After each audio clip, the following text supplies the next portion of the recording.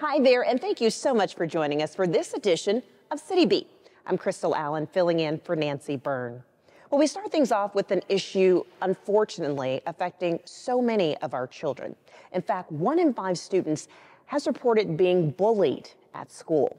October happens to be National Bullying Prevention Month. For this next story, we have the opportunity to sit down with a young man that we talked to about a decade ago as part of a bullying special. He faced repeated bullying as a child, but he was able to make his way forward through courage and support. Here's Zach's story.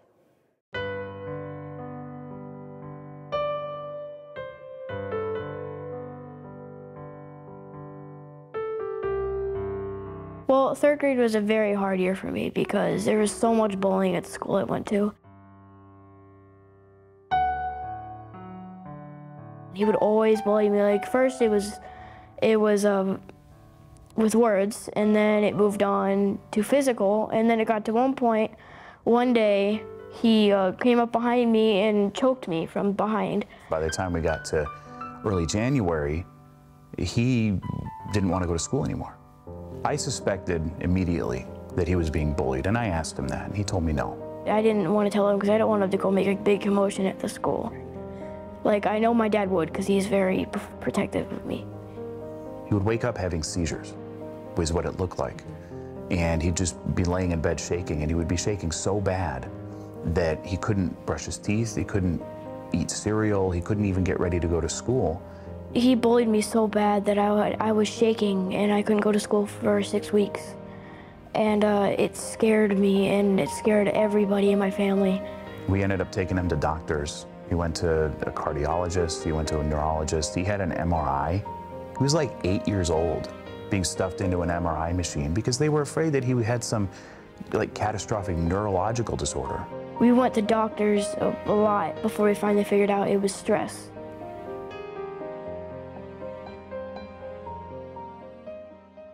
We got in this huge fight out in the field, and then it ended up with him and I in a stare down, and then he backed off and walked off, and that was just one of the hardest days of my life. The change in Zachary was immediate after he stood up to this kid.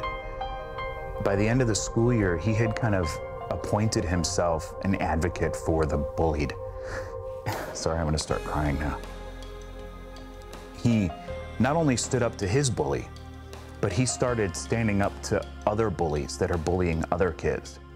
To the bullies out there, I mean, you guys need to stop because it's hurting our school district because so many kids are staying home from school because they're scared because of bullies. This is Zach now, nearly 10 years following that interview you just saw. You would never imagine the unimaginable phase he lived through as a young child at the hands of one tormenting bully. The years have passed, but Zach's message hasn't changed. The message is still the same. They need to stop. You really shouldn't. It's really messed up, and you can really mess up someone's entire life, and sometimes it leads to their life ending. His message to families facing a similar situation is, as they say, simple, but not necessarily easy. Open communication. My dad was the reason I got through it so well. If I had never told him and eventually broke, I don't know how it would have ended, but his support and his constant pushing for a solution was massive for me. It was the main reason I was able to get through it.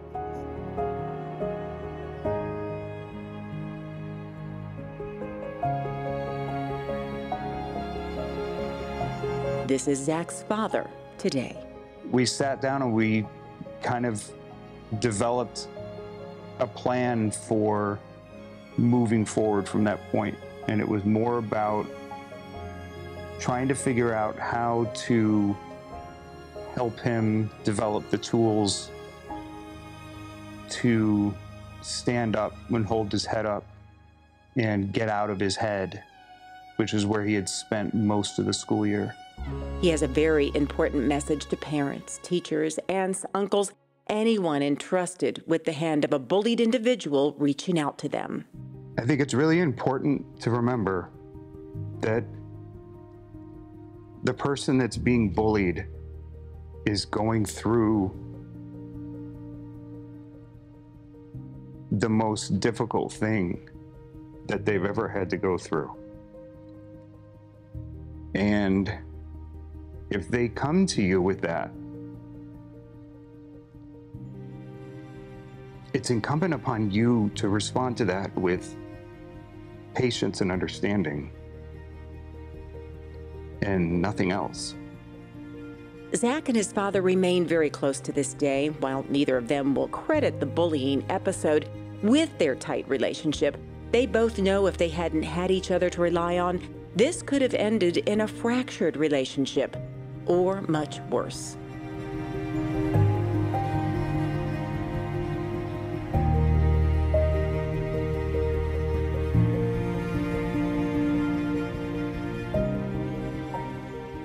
Fortunately, Zach and I have that kind of relationship that allowed him to open up to me about it. And if we didn't have that in the first place, I don't know where this situation might have ended up. It's tough. I can tell you that it hurts every day, and it's really hard to get up and keep going when you know what you're gonna have to face every day. But it does eventually get better, and the solution isn't to just bottle it and expect it to just go away naturally. You do have to take initiative, but it does get better in the end. And we're so grateful to Zach for being so courageous and sharing his story once again. Also, we have to thank his father, Stephen, who also happens to be an editor right here with us at Channel 2. Both really poured their hearts and souls into sharing this story with all of us. So we thank him, Zach, and also Nancy Byrne for coming together and putting together such a powerful story. We'd like to thank our partners, Nevada PEP, for inviting us to take part in this year's I Care, We Care anti-bullying campaign. This year's theme is kindness on the fast track. If you or someone you know could use some help, you can call them at the number on your screen. In October, there's also a national effort focused on fire prevention. This year's theme is smoke alarms, make them work for you. For Las Vegas Fire and Rescue, it's a year-long commitment. In fact, here's a program they want all of you to check out. It's a sound that could save your life. Las Vegas Fire and Rescue is working to make sure that every home in Las Vegas This device makes two different sounds. Has a smoke alarm. My smoke detector was really old, so it's just those simple things that you just don't even think about. Willie Henderson's home was our first stop. He got a smoke alarm installed for free. It can also detect carbon monoxide because he has gas appliances in the home. Las Vegas Fire and Rescue received a grant that allows them to offer the service to anyone within city limits. We want to make everyone's home safer than what it is right now. That's Fire Inspector Zachary Collins. He says more than 23,000 smoke alarms have been installed in nearly 3,500 homes thanks to the program. Our next stop is Sun City Summerlin. It's a retirement community Doris Newman calls home. She had a smoke alarm in her hallway, but found out she needed alarms in her bedrooms as well. Well, I didn't know that they were going to do this for me, and I'm just so happy about the installation. At 91 years young, Newman says it gives her peace of mind. She says she feels very safe. Now, maybe I can sleep a little better. Here are some tips to keep in mind when it comes to smoke alarms and fire prevention. Make sure you test your alarm every month. Swap out your alarm every 10 years. If you have gas appliances, look for alarms that also offer carbon monoxide detection. Also, plan and practice your escape in case of a fire. Also, we recommend that you practice a fire drill at least twice a week. Collins passes along helpful information like this and also leaves additional info to educate people on how to use their alarms. Even though it's simple, it's really not when you think about your safety. It is simple, however, to get your free smoke alarm. Just contact Las Vegas Fire and Rescue to set up an appointment. Locals like Doris Newman says it's a call everyone should make. I just want to thank Las Vegas Fire Department with all my heart for coming in and giving me all of that extra protection.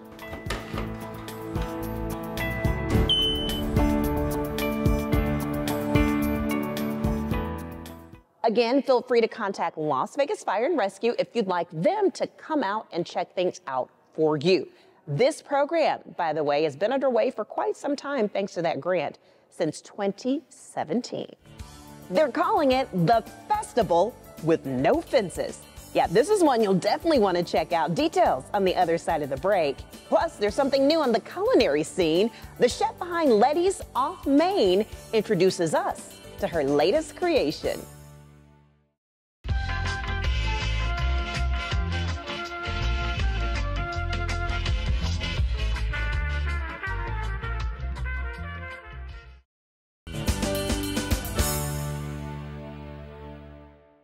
Welcome back. We appreciate you spending some time with us for this edition of City Beat. Okay, so they're calling it the Festival with No Fences. It's called the Neon City Festival. It's a free, yes, I repeat, free multi-day event with music, food, art, and plenty of merch to check out.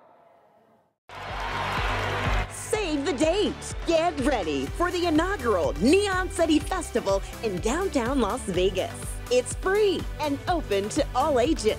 We stopped by the Fremont Street Experience for the big announcement. We keep reinventing how to do concerts, how to do festivals. The festival lineup features artists like EDM hitmaker Alice in Wonderland, country singer Russell Dickerson, and hip-hop artist Bubba Sparks. Called the Festival Without Fences. It also features an array of culinary options, art installations, plenty of merch, and non-stop music. This is the inauguration of something that's going to live for decades and get bigger and better. Everyone wanted to be a part of this, and we think that we could create the next great event in Las Vegas. 13 casino properties signed on to take part in the festival. The Neon City Festival will run from the Strat all the way to the Fremont Street Experience. Get ready to experience the next big festival to hit Las Vegas.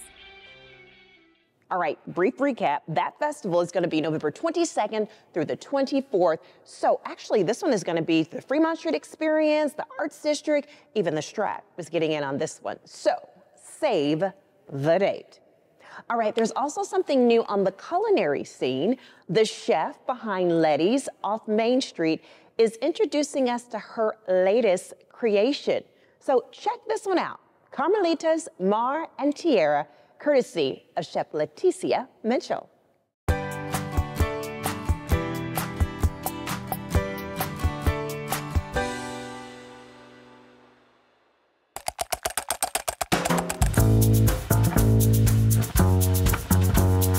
Hi everybody, I'm Nancy Byrne from KCLV TV. And I'm Crystal Allen. Hey, we're here at another fabulous restaurant in our city of Las Vegas. Oh, and this is a good one, quite a treat. That's right, now the restaurant is new. Restaurant owner, not so new to the business. Not at all. You've probably all heard of her. Yes, we have. She is a staple here in our community. We are at Carmelitas, and it's courtesy of the very lovely Letty Mitchell. Thank you for having us in. Oh, my pleasure. Bienvenidas. Welcome. This bread. My eyes are like this. Yes. Letty. Yes. I wanted you to taste the real good flavors that we have here. And the thing about your restaurants is everything is homemade, made by hand, made with love. And we're just going to let you kind of go around the table and tell us what's before us. With pleasure. First and foremost, you know, Carmelitas is my mother. That's what I wanted to say. And yes, so we named it Carmelitas Mar y Tierra, which is surf and turf, if you will, in Spanish. And we came for the first time ever in the east side of Las Vegas, so we're very, very excited. But let me see. We have the ceviche tropical, which is the shrimp. You can ask for it for shrimp or fish and or together with the mango and the spices and everything. and the tostaditas and crackers come with it. And then you have the pulpo zarandeado en molcajete, which is an octopus that's been cooked and then marinated and then grilled with our, spices, Carmelita spices, and we have an amazing spicy sauce and more octopus in the middle, and Oaxaca cheese and pico, and it just goes on and on. Listen, the flavor, she can't even take it. It's so amazing. All the flavors in your mouth, my goodness, love it. And here I gave you a variety of our tacos. That it is el tacos el rancho, which has the Oaxaca cheese, the poblano pepper, and the steak, grilled steak, guacamole, cilantro, cebolla, and everything. The tacos dorados that are made with either potato and cheese and beans, and they're on the skillet and they're made crispy instead of deep fried. And then we have the gobernador. That's the typical name, but because Sue and I are the women, we called it the gobernadora. I like that. Sue, by the way, is your niece. Co-owner. Yes, and co-owner. She's off camera. Hi, Sue. Just so people knew who you were talking about. So that's filled with shrimp and my spices and pico and beans and Oaxaca cheese and amazing, right? The thing you have to come here is hungry. Yes. You better. We have some great leftovers, that's for sure. I love it. And then we serve our taquitos enchilados. You can have potato and cheese or chicken or beef or birria, and you get to pick your sauce. This is ranchera or salsa verde or mole. Oh, I love the mole. Oh, I make it every day. And diabla sauce. So it's a great variety, great to share as well. One of your most popular dishes. This right here. La mariscada. Mariscada. Mariscada, which means a seafood mix, it's like a seafood boil, kind of like. There you go. And you get to pick your beer, what kind you want, and it has, the shrimp, the crab, the corn, the potatoes, the mussels, clams, and then you get to pick a steak. Get through the whole kitchen sink in there. There you go. With our spices, you can have it medium, mild, or spicy. And we have T-bone, we have chopped sirloin, we have ribeye, so you get to pick, right? And then to cool off your mouth while you're at it. Mangonada, which is melting, but frozen mango with tequila and our secret, recipe, if you will, mango shavings, and of course you have the sweet tamarindo chili spice straw, which is so much fun to drink with because you're stirring and eating it, and it's a pop of flavors in your mouth. It's an experience all the way around. And this one is the one of my award-winning, which is the guava picosa. So it's fresh guava, and of course our tequila and a little bit of muddled jalapeno. So it's that sweet, sour, and then a little tang. It's really savory and tangy. You can have the tajin rim or sugar or salt. And of course, micheladas. You can't have seafood without a good michelada. So, and we have big ones, small ones. We have even flights of micheladas. It sounds so much prettier when she says it. Like I'll say, could I have some taquitos? And she would make it sound like poetry rolling off her lips. Yes. Michelada. Yeah, it just rolls off her tongue. And all these menu items are specific to Carmelitas, right? Yes. Because we have another, obviously, incredible culinary creation location of yours in our city, right? Yes. Our district, where I got to cook with Guy Fieri. So we were on Diners, Diamonds, and Drives. So that was awesome. And they've been asking me to bring some of the tacos over there and stuff.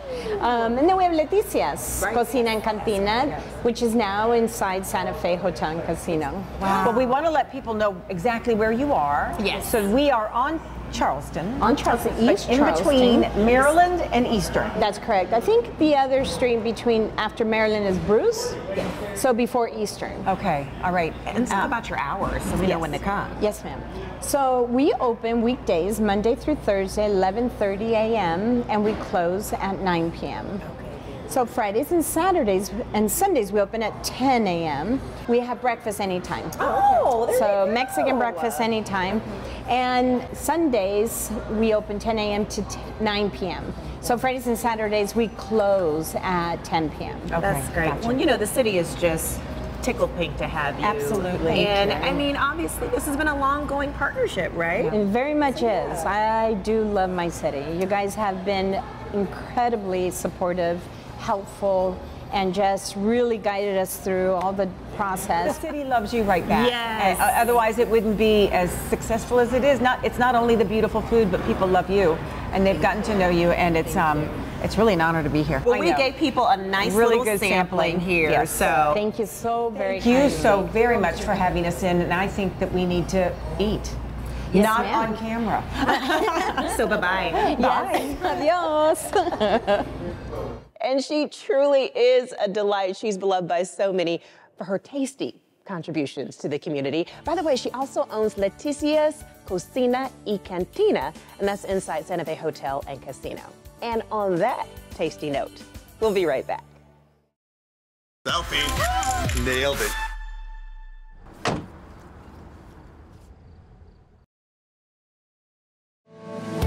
Congratulations to the City of Las Vegas Employee of the Month, Nicole Edos.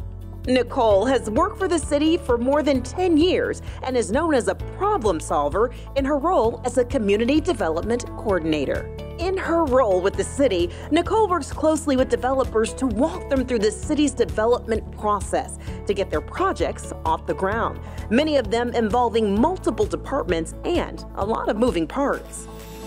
Nicole brings staff from throughout the city together so that new projects can get under development and thrive.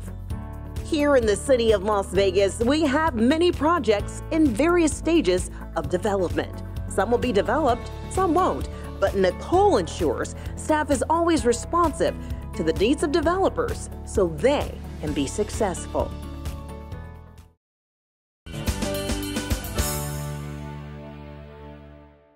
Thanks for staying with us. You're watching City Beat. Well, the city honors so many remarkable individuals in our community, and we are so proud to honor them with a key to the city. Here's our latest recipient. Awarded with gratitude and in celebration of a visionary humanitarian whose positive impact on the city of Las Vegas is indelible. He's a successful businessman and passionate philanthropist with a profound love for his city.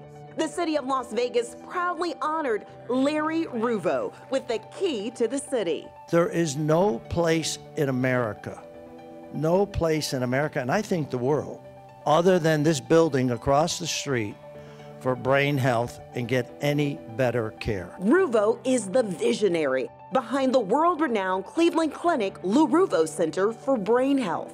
Named in honor of his father, who passed from Alzheimer's, it is a beacon of hope and healing. It has become the world's epicenter of research for neurodegenerative disorders like Alzheimer's and multiple sclerosis. He's an extraordinary human being. He has accomplished things that are beyond accomplishment through grit, through effort, through tenacity, and all the things that make people great.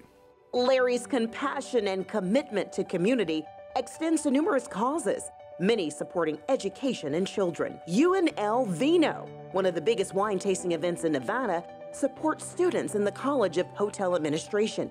In his professional life, Ruvo is an astute and respected businessman. He steered Southern Glacier Wine and Spirits of Nevada into becoming the state's largest importer and distributor of wholesale alcoholic beverages. The odds had to be 1,000,000 to 1 that some guy in the liquor business with no medical training would build a building like this and bring this kind of respect for the medical community to our city to benefit all of us. For a legacy defined by purpose, passion, and progress, the city of Las Vegas says thank you to Larry Ruvo. A big congratulations to Larry Ruvo. It is well-deserved. Okay, so it may not quite be feeling like fall, but we are getting there. From pumpkins to hay rides, Gilcrease Orchard is known for its fall lineup, but this community staple offers a bountiful harvest through other parts of the year. Our YouTubers Meredith and Guy give us a peek inside. We're here at Gilcrease Orchard in the northwest part of the valley, where you can pick your own fresh produce. Come along with us and we're gonna show you everything they have to offer for the whole family. Toto, I've got a feeling we're not in Vegas anymore. Or however that line went. They said it won't hurt me, but it's a big bug. But actually, we are in Vegas. I may be wearing overalls, but I for sure was out of my element. 60 acres is a lot of ground to cover on foot, and we could have spent hours wandering the property by ourselves. Instead, we had our own tour guide, Leticia, to show us around the orchard and educate us on what was what. First stop for us. Ooh, there's peaches on those trees. I had never picked fruit off the tree and eaten it before, but there was a first time for everything. But honestly, it is right off. Best peaches in the world. That was a high bar to set, and Leticia showed me how to pick the perfect peach. Oh, it came right off. Yep, it's ready to go. Should I like rinse? Should I just? We don't spray. Do not spray our trees. Okay. Insecticide at all. Of course, I knew the fruit was going to be good, but I didn't expect to have this reaction to it. Oh my God. That's so good. I fully regret not grabbing something to carry more in. That was the best peach I have ever had, that's for sure. This is the difference between this and like a store-bought peach. Like, it's just insane. At this point, you might be thinking, all this in the desert? It might seem kinda crazy, but it's actually a common misconception that crops can't grow in the desert. Not only does Gilcrease want to show people that it's possible, but also that it can be done at home too. But how did all this get here? The desert still seems like an unlikely place. It all started with two brothers' dream. Ted and Bill Gilcrease wanted to create a place where their families could come and get a taste of the farm life the brothers grew up with. Ted and Bill's parents moved them there in the 1920s to start a farm. Over the years, they raised chickens and turkeys and sold to the townsfolk and military base. They grew alfalfa and other crops and at one point owned 1,500 acres. In 1977, they turned it into an orchard.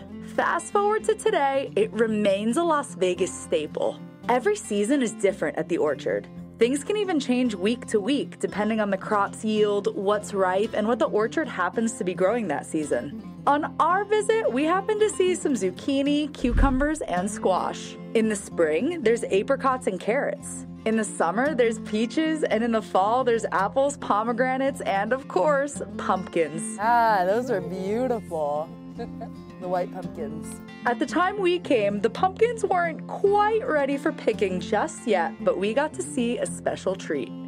Oh, it's a big orange pumpkin. Perhaps the orchard might be most known for their busy fall season where you can pick these pumpkins straight off the vine. During their fall harvest festival, the kids can have fun taking part in hay wagon rides and finding their way through the hay and corn mazes. And of course, you can try their famous homemade apple cider juice and donuts. Other things to see are their chicken coop, desert tortoise habitat, and a bee exhibit where the farm creates their own fresh honey from.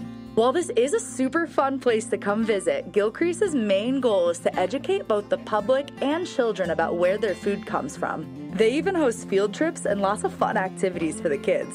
To cap things off on our visit, of course, I had to take advantage of the many photo ops out here for the gram. It's definitely a great spot to come on an outing with your friends, family, or significant other and take plenty of photos together. If you do come out here, the advice Mark Rubin, the director of the orchard, gave us is to put on sunscreen, bring water, and wear good shoes and a hat. The orchard is open Tuesdays, Thursdays, and Saturdays, 7 a.m. to 10 a.m. During the fall harvest, they also open on Sundays and the hours extend to 2 p.m. to keep up with the extreme popular seasonal demands. If you think you may be as clueless as we would have been getting around, they do have an app that shows you exactly where in the orchard the ready-to-pick produce is. Though the Gilcrease brothers aren't here anymore, the orchard remains what they envisioned it to be. They wanted their legacy to be remembered by people continuing to visit and enjoy the orchard. As Bill Gilcrease once said, "We built the orchard with the intention it would be around for a very long time, and it's not going anywhere anytime soon." It's really the only farm of any size in town. And so if you want to get out in nature and see where your food comes from, this is it. Yeah, that is definitely on my to-do list. Special thanks to City of Las Vegas YouTubers Meredith and Guy, and of course, Gilcrease Orchard. All right, that's going to do it for us for this edition of City Beat. I'm Crystal Allen filling in for Nancy Byrne. Definitely looking forward to those cooler fall temperatures. Until next time, we'll see you on the next one. Find out what's going on all over the city of Las Vegas by subscribing to the City Beat e-newsletter. Simply scan this QR code to get a preview of each show twice a month.